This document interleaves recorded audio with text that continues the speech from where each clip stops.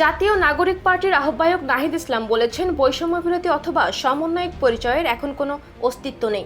শুক্রবার বিকালে রাজধানীর বাংলা মোটরের রূপায়ণ টাওয়ারে জাতীয় নাগরিক কমিটির কেন্দ্রীয় কার্যালয়ে আয়োজিত এক সংবাদ সম্মেলনে তিনি কথা বলেন। সাংবাদিকদের এক প্রশ্নের জবাবে নাহিদ ইসলাম বলেন, বৈষম্য বিরোধী ছাত্র আন্দোলন এখন আর আগের জায়গায় নেই। সেখান থেকে একটি ছাত্র সংগঠন তৈরি হয়েছে। বৈষম্য বিরোধী ছাত্র আন্দোলন আর আগের জায়গায় নেই। তিনি আরো বলেন, বৈষম্য বিরোধী ছাত্র আন্দোলন ও জাতীয় নাগরিক কমিটির উদ্যোগে একটি রাজনৈতিক দল তৈরি হয়েছে বলে বৈষম্য বিরোধী বা সমন্বয়ক বলে যে পরিচয়টা এখন আর এক্সিস্ট করে না সেই অর্থে। ফলে আইন শৃঙ্খলা বাহিনীর কাছে অনুরোধ থাকবে, যদি কেউ বৈষম্য বিরোধী বা সমন্বয়ক পরিচয় ব্যবহার করে অপকর্ম করে তাহলে তারা তাদের আইন অনুযায়ী ব্যবস্থা নেবে। আইন শৃঙ্খলা বাহিনীর কাছে আমাদের থাকবে, এই পরিচয় ব্যবহার করে কেউ যদি অপকর্ম করে তারা তাদের আইন অনুযায়ী ব্যবস্থা নেবে।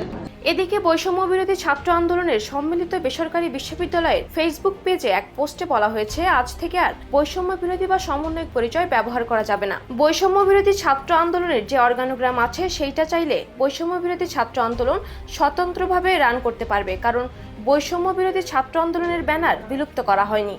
সংবাদ সম্মেলনে আরও উপস্থিত ছিলেন জাতীয় নাগরিক পার্টির সদস্য সচিব আখতার হোসেন, মুখ্য সংগঠক হাসনাত আবদুল্লাহ, উত্তরাঞ্চলের মুখ্য সংগঠক সার্জিস আলম সহ দলটির অন্যান্য নেতারা।